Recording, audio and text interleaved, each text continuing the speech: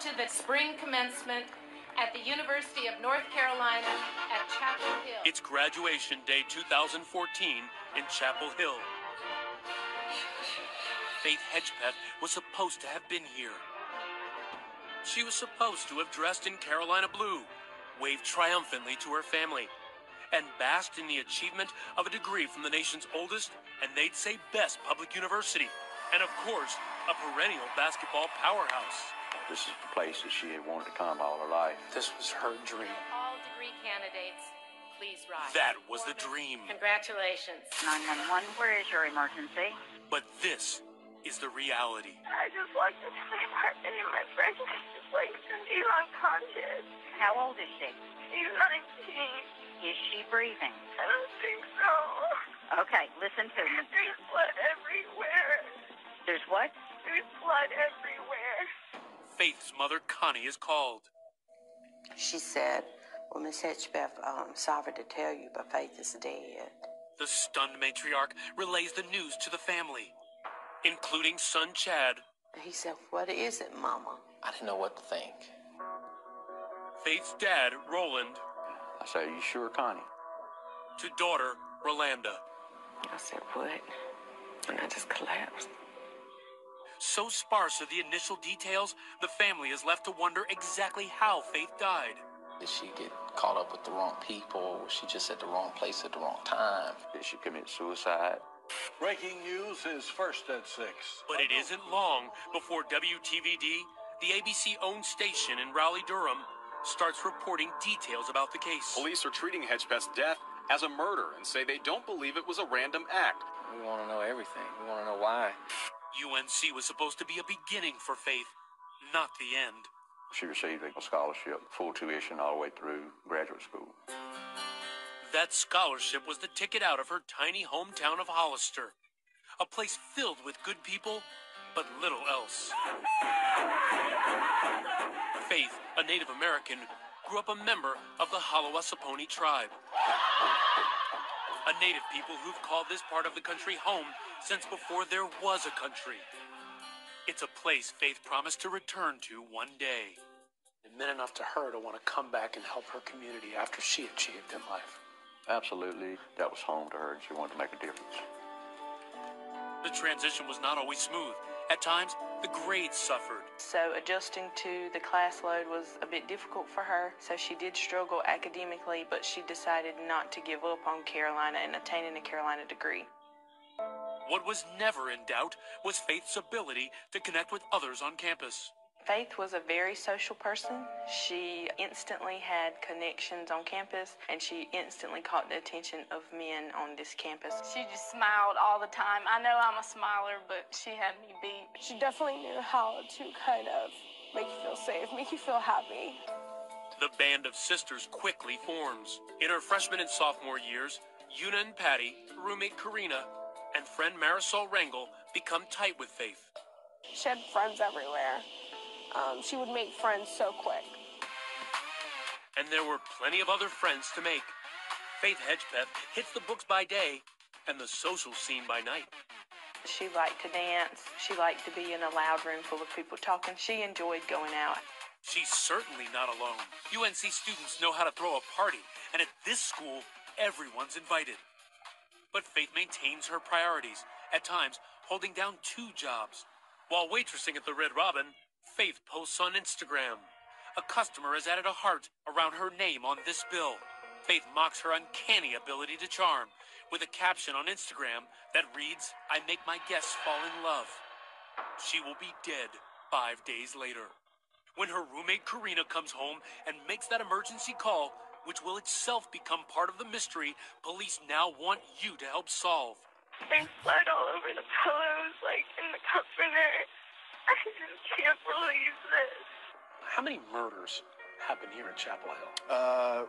Generally, we average less than 1 a year. Chief of Police Chris Blue doesn't just protect a town. He must protect an image. The university is one of the state's largest employers. When co-eds turn up dead for mysterious reasons, students start worrying about safety. The lack of information has students who did not know Faith on edge. We just want answers and kind of give us a little peace. That's bad for business. The pressure to solve this case is immense. We don't stop. We don't quit. The police focus on the unsentimental business of investigation, and there is no shortage of evidence. We're trying to make some sense of the literally thousands of pieces of information that are coming in and prioritize. But in the absence of an arrest, speculation rules the day, and everyone has a theory. I do believe Faith's death was a personal vendetta. I don't believe that this was random at all. Coming up, did being the life of the party lead to Faith's death? Was there a frenemy inside her own social circle? And is that person hiding in plain sight?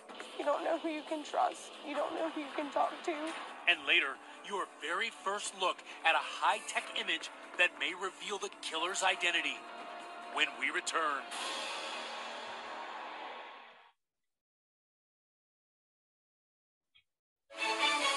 2020 continues with love, hope, and faith. The week after Faith Hedgepeth is brutally murdered, the university holds this vigil, honoring her with a Native American ceremony. Faith, I love you, baby. 323 to 584. Meanwhile, investigators are trying to tackle the puzzling case by retracing her final hours. A jigsaw still being worked on today, 4 years later.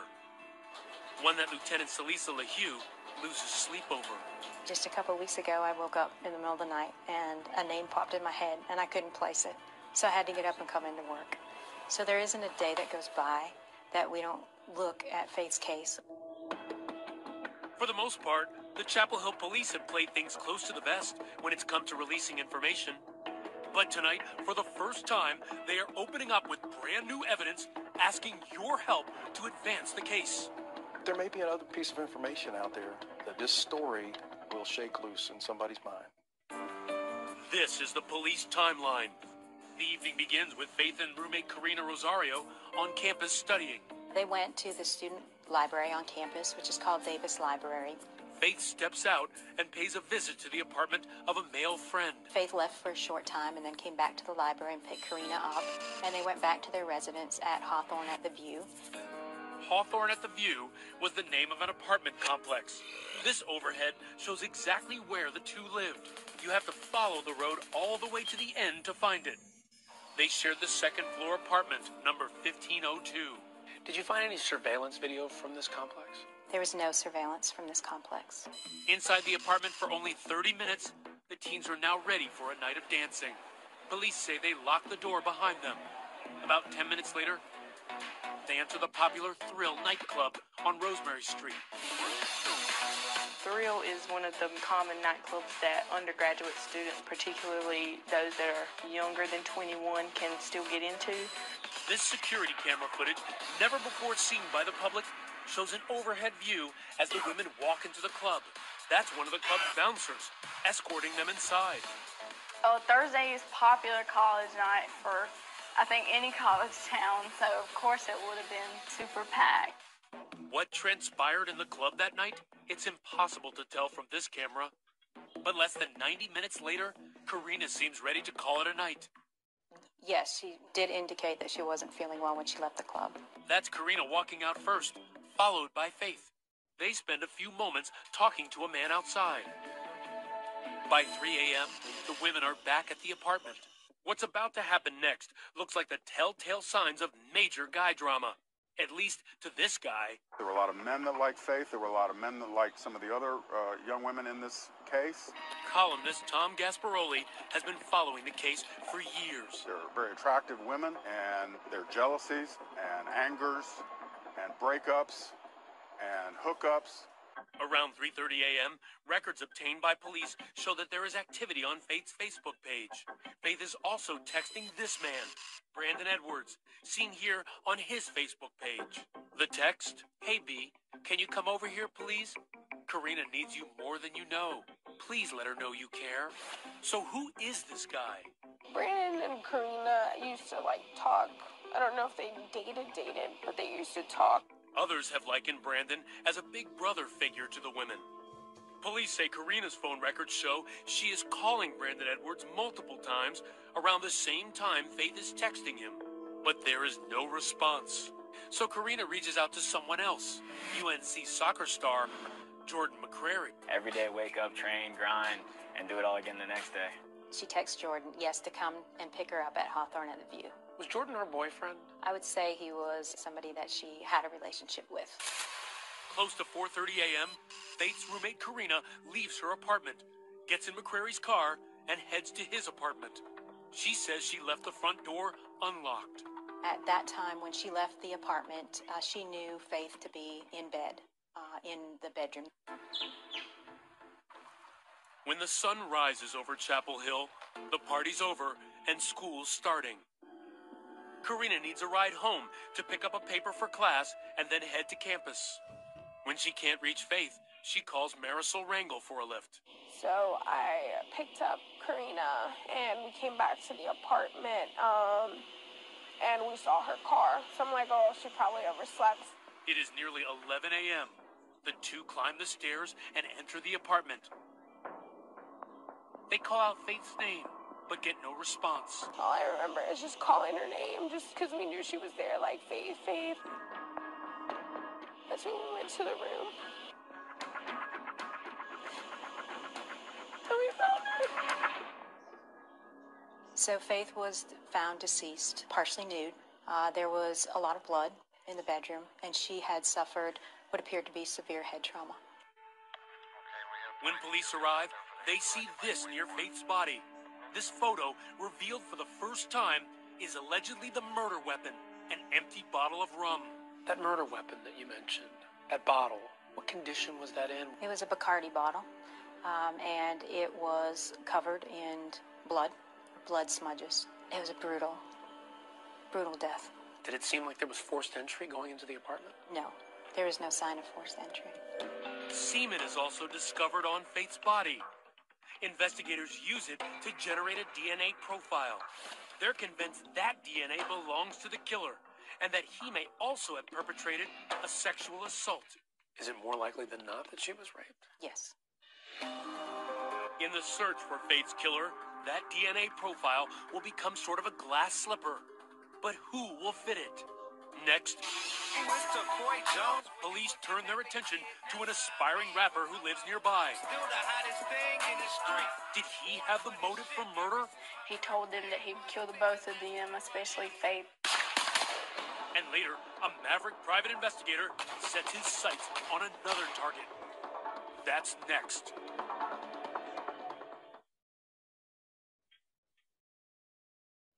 When a college student is killed, the problem isn't a shortage of suspects, it's the surplus. Faith knew hundreds of people. She was very personable, loved by many. So as time went on, it grew and grew. With a young, socially outgoing victim at the center of the case, the cell phone records and social media connections alone give police a vast supply of leads to run down. How many people have you pursued in this case, either for information or as a possible person of interest? Over 1,800. It just boggles the mind when I hear the number, but how hard is that investigation for you to narrow down? You know, it's difficult. Again, Faith was very outgoing. She had a lot of friends. Chapel Hill investigators were able to link multiple men to the murdered UNC student. Police say some of the men were reluctant to provide DNA, while some flat out refused. Think about this. In just the 90 minutes Faith spent at the Thrill that night, police learned that she mingled with a veritable rogues gallery. There was the crack dealer and gun runner who was also a police informant. An unstable student who police say once threatened to shoot his mother's boyfriend in the head. And the guy Faith walked out of the club with. Cops say when he was later interviewed, he made suspicious statements. All were later eliminated through a DNA process. But checking out each and every story is proving to be a time-consuming process. How do you rein all that in? You'll eliminate them fairly quickly, but you still have to find them and you still have to interview them. And that can be labor-intensive. So, 3 frustrating months after Faith Hedgepeth's murder, the Chapel Hill PD asks for help and gets it. The FBI comes on board and develops a profile of the killer. Former FBI profiler Brad Garrett, now an ABC News consultant, says a profile can perform a useful, and in this case vital, function of narrowing down the suspect pool. The FBI's Behavioral Analysis Unit tells the Chapel Hill police they believe the killer knew Hedgepeth. You look at all of these head injuries and think about how they were inflicted. You're talking about being as close as you and I, hitting you in the head with a bottle. Where you're looking at me, I'm looking at you. You can't get much more personal than that. The profile goes on to say the killer may have lived close to Faith at one time.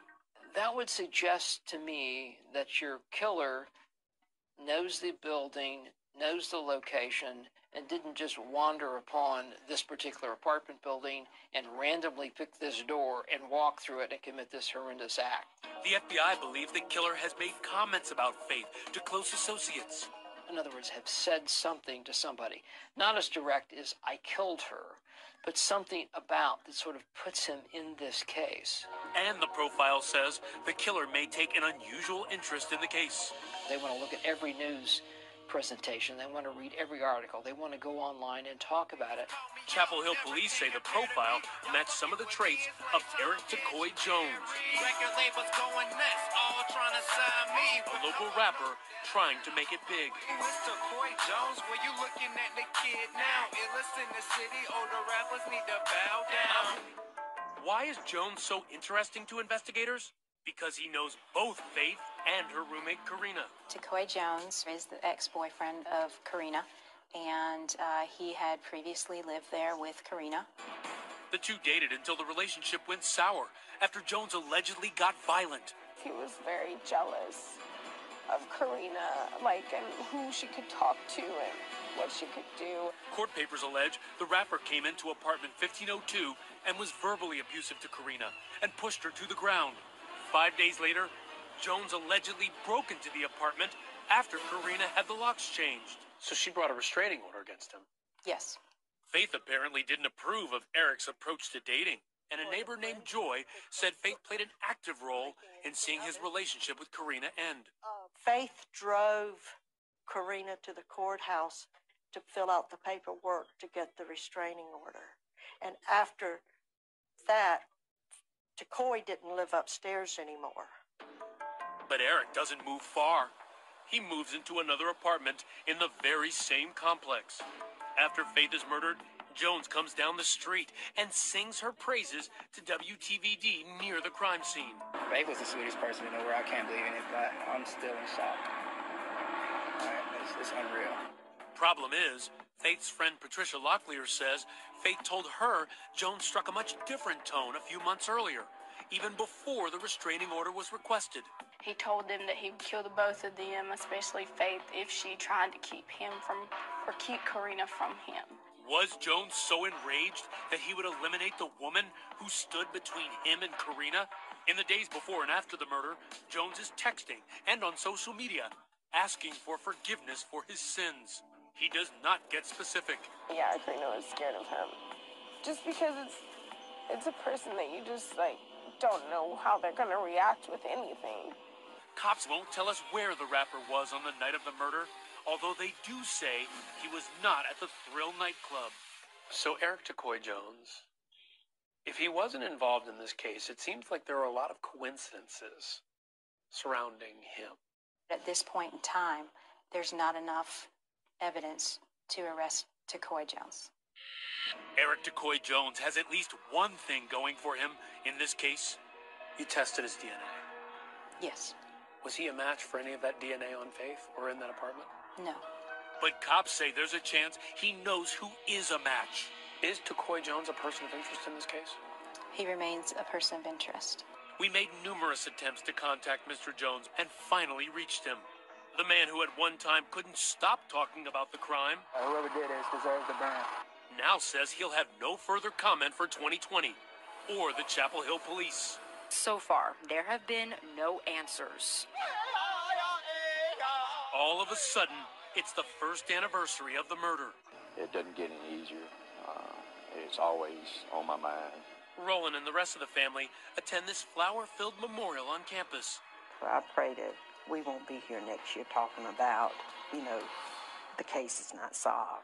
But at this point, in 2013, the family members are the only ones talking. The police have clamped down on any public statements. I can't think of a murder like this of a college student, high profile in a small town, a college town, where so little key information was talked about or released for so long. Frustrated by the sound of silence, columnist Tom Gasparoli decides to make a little noise of his own. Good to see you. I decided to start a blog and do whatever I could, as provocatively as I could, to get some information or to keep the story out there. Gasparoli attempts to fill in the blanks by focusing on Faith's male acquaintances. Some of the gentlemen around the situation, the guys, college students and otherwise, they didn't want to talk. But the drip of information is about to change. Next, police release a trove of disturbing new evidence, including a note cops say is written by the killer himself. Who leaves a note? Serial killers sometimes leave notes for the authorities. Who was this note for? And who was it written by? Could a butt dial phone call provide a valuable clue? It's just my baby girl's voice. Stay with us.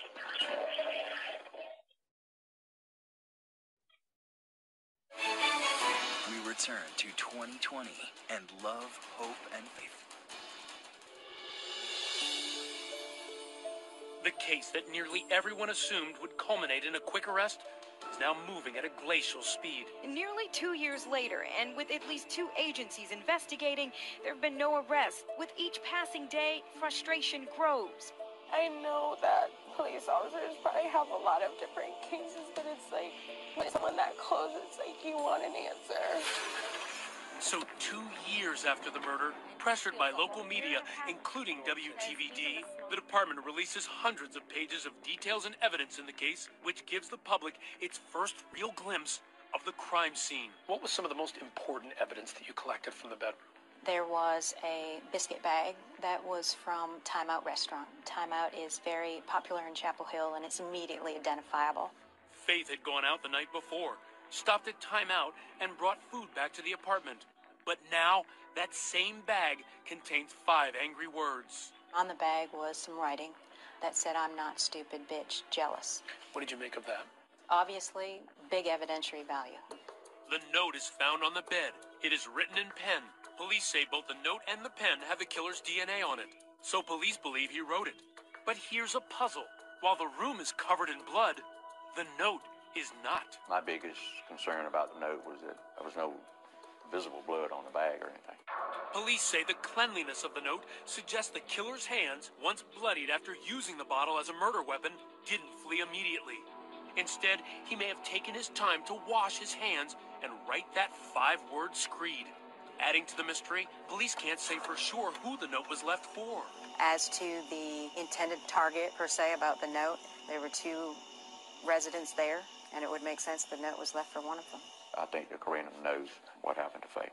Faith's father, Roland, has long suspected that Karina is the key to the case. 911, where is your emergency? He is among a group of people who find her 911 call questionable. For starters, we know that Karina came to the apartment with Marisol Rangel, yet Marisol is never mentioned or heard on the call. Well, the 911 call was made a little after 11 on Friday morning by her roommate, Ms. Rosario. It sounded as if she were the only person in the apartment. She was not. Columnist Tom Gasparoli also finds it odd Faith's name is never uttered on the 8-minute phone call. The caller was talking about my friend. I just walked into my apartment and my friend was just like deep unconscious. She never said Faith's name. When you touched her, how did she feel? She felt cold. She never said, "Oh, Faith, oh my God." She's in my bedroom. What happened, Faith?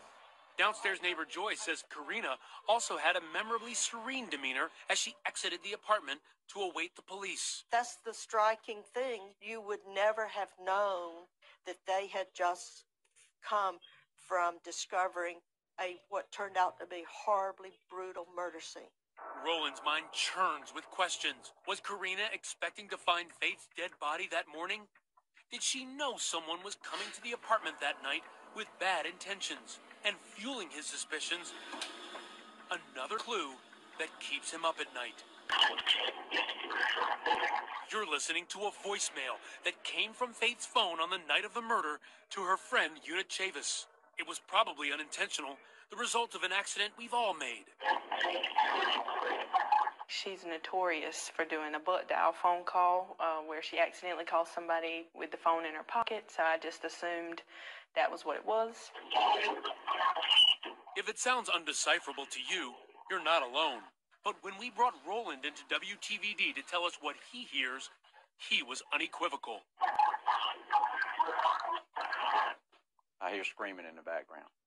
His face voice. More screaming. Please. Get off me. Roland's assessment is simple. His daughter is in grave danger.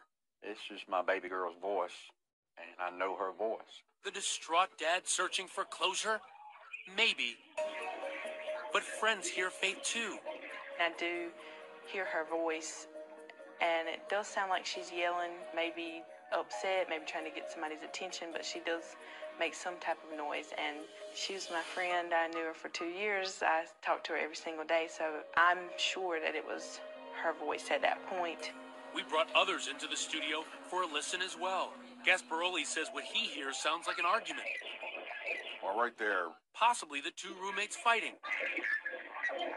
And possibly a prelude to murder. Sounds like there's a female who's very angry, very intense, speaking in staccato. Police will say only that the timestamp and the voicemail itself confirm that it was received while Faith and friends were at the Thrill nightclub. Listen to what could be music. There is speaking and or music in the background. You can hear certain pitches of information. 2020 presented the tape to a lab used by the FBI to see if it could be enhanced. They said it could not. The voicemail, Where is your emergency? the 911 call, the testimony of the downstairs neighbor. We tried to get some clarity about this from Karina. So, after numerous attempts to reach her, Karina? Hi, I'm Ryan Smith with ABC News' 2020. we went to talk to her ourselves. Yeah, I just wanted to know if there was a chance for us to talk to you. We just want to clear the record on the Faith Hedgepeth case and really just kind of get your story out. Is there any way that we can talk to you at some point? We just had no other way to reach you. She did not want to talk to us, but she has been talking with police. A lot. How many times has the Chapel Hill Police Department interviewed her? I would estimate over 10 times. Has she been cooperative? Yes. From that 911 call, do you think that there was something that Karina was hiding? I think that there were questions that resulted from that 911 call that we had to clarify with Karina. And whether or not, she is giving us all of the information that she knows and or truthful information, continues to be under investigation. Karina Rosario. Now, she has never been a suspect. Police have made that clear to us. But she didn't mention Faith's name on the 911 call. Is that a problem? No, and the reason why, when people are in crisis, every one of us do it. We're in a tunnel. So it's entirely possible that Karina is telling everything she knows, and when the killer is finally caught, it may be somebody she never suspected. Exactly. But now the family isn't just waiting for the cops to solve the case. They've turned for help to some private investigators who are about to come up with their own theory about someone who they feel has handwriting resembling the letters on that note. Coming up, will it be the police or the PIs to track down a killer first? And revealed for the first time tonight, the DNA-generated face that may launch 1,000 tips.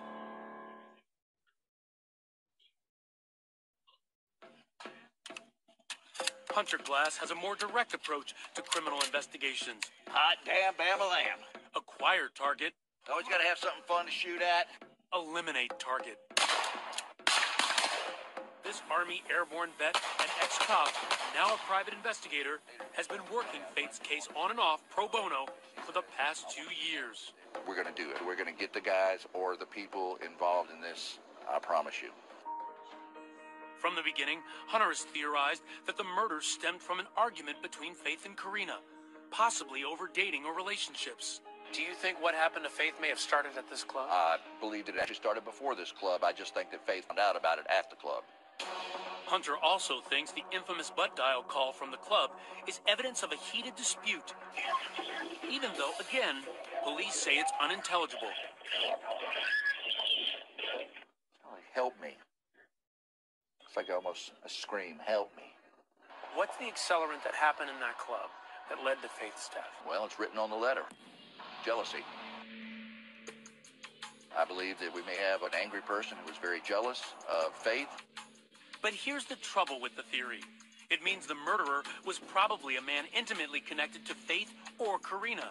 And by now, practically every man connected to them at all has been swabbed and eliminated by police. Eliminated is a tough word. They weren't a match. It doesn't mean that somebody doesn't have further knowledge or somebody isn't involved in Faith's death. It's really the central contradiction of the whole case. Despite all the indications the killer was inside Faith's social circle, the DNA says the killer has to come from somewhere outside. Someone with at least 1 degree of separation. To find him, Hunter brings in fellow investigator David Marshburn. What's the game plan? Game plan is I know you can't, there's nobody can hide from you. So we gotta go find some people. The duo door knock until their knuckles are raw. And as they pour through case documents, they turn their focus onto one of Karina's old friends, Brandon Edwards. She was involved with Brandon at one point. Remember, Edwards was Karina's friend, who Faith texted that night, telling him to come over. I want to find out where he's working. Who's in the background on it? Edwards had been swabbed and eliminated as the killer. But Marshburn learns that at one time, he lived with an ex-con with a violent past. Someone who police have not tested yet. We looked up the criminal record. He has got assault on a female after assault on a female. The PIs head to that apartment the two men shared. They get the lease application completed by that roommate and notice what they say are handwriting similarities between the writing on the application and the writing on the murderer's note. You can see the N, you can see the L. All these things point to the same direction and the way the writing is on the bag. Marshburn's no expert, but Durwood Matheny is. Something that stands out right now is the E. It looked like a C with a line through it. I will be looking to see if I can find that kind of E. With a trained eye and decades of experience as a forensic document examiner, Matheny agreed to take a look at the writing sample at Marshburn's request. Him just committing a murder and writing this note, does that make a difference in his handwriting versus him being calm or nervous? It could, yes. And also the surface that he writes on. If he was writing on a counter or against a wall or on his leg, this can change handwriting. Just observing, am I on the right path, maybe? From what I've seen, I do see some similarities. Matheny's preliminary exam sees enough similarities to warrant further study of other samples from the same guy. Marshburn turns over his findings to the Chapel Hill Police Department. And even though there's no clear connection between this man and Faith, tonight, police are looking to get a DNA sample from him to match against the killer's profile. He could be a suspect in this case. I don't know. All I'm suggesting is I wouldn't hang my hat on this handwriting situation based on the limited sampling that you have. But the police are pursuing their own lead, generated by something so high-tech, it makes CSI look like Sesame Street. DNA taken from the semen at the crime scene and sent to Parabon Nano Labs in Virginia to come up with a composite of the killer. What Snapshot is doing is treating the DNA like a blueprint, because in that genetic code is the information for how to build that person. It's called phenotyping, the science of predicting physical appearance through DNA. A Snapshot predicts eye color, hair color, skin color, freckling, face morphology, and ancestry. So is this person very fair, fair? Each trait prediction comes with a measure of confidence. In this case, all are fairly high. This person is dark olive or light olive skin, brown or hazel eyes, most likely has black hair. Most likely this person has 0 freckles, but we can't exclude that they have a few. We typically see this profile in Latino individuals. The snapshot is not your typical police sketch. The 3D image looks real. They've been used in dozens of police investigations around the country. Now look closely. Tonight, 2020 is revealing for the first time The image that the lab and the police say could be the face of a killer. We can be very confident that this is not a white person. This is not a person of African descent. This is a person who is very strongly Latino. Do you recognize this man? And critically, do any of Faith's friends? See what's next.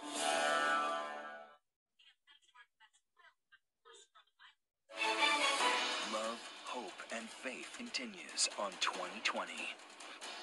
It's been nearly 4 years now since UNC student Faith Hedgepeth was murdered, and her killer has still not been found. We've just revealed to you this remarkable facial composite generated from the DNA of Faith Hedgepeth's murderer.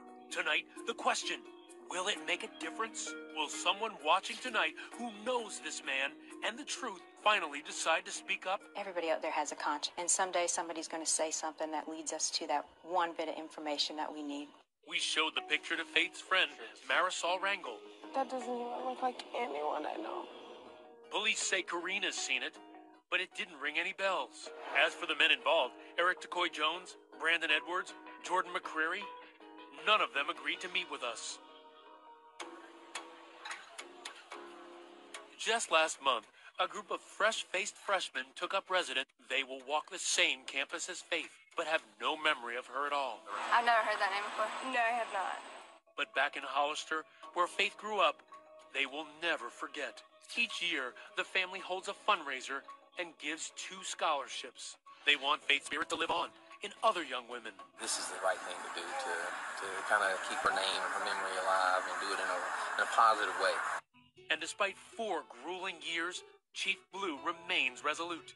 If you were to put a percentage on this, what chance do you think you have of solving this case of finding Faith's killer? 100%. For family and friends, anything less simply won't do. If I could say I'm so sorry that this happened to you, but I'm sure she's enjoying life in another universe that's much better than here. Sorry, I'm crying, guys. Well, if you think you might know something that could help Chapel Hill Police, we hope you go to our website tonight, abcnews.com. We've got all the contact information right there, and of course, we will stay on this case. And we have this program note for you. Be sure to watch the very first presidential debate